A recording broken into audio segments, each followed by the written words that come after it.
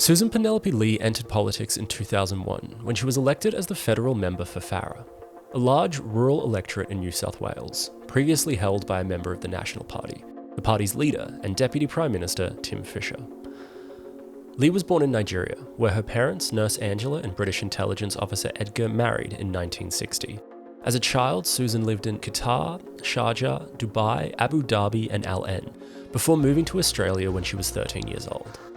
At 20, Susan attained her commercial pilot's licence, working in Melbourne and Sydney as an air traffic controller, before working on a shearer's property as a rouseabout, eventually landing in Albury, where she worked for the ATO.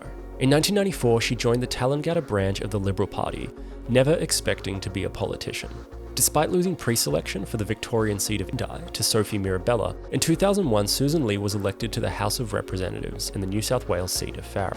In 2004, during the Howard years, Ley received her first ministerial appointment as the Parliamentary Secretary to the Minister for Family and Community Services. Hardly exciting, but the beginning of a career which canvassed an extensive range of portfolios, including Minister for Sports, Minister for Aged Care and Minister for Health under Abbott and Turnbull.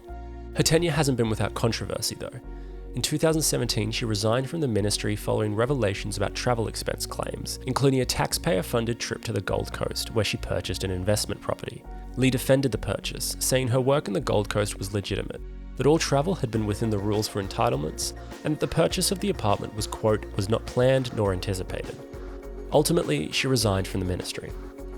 Under the Morrison government, she returned to the ministry, replacing Melissa Price as the Minister for the Environment, and following the 2022 election defeat, ascended to Deputy Leader of the Liberal Party.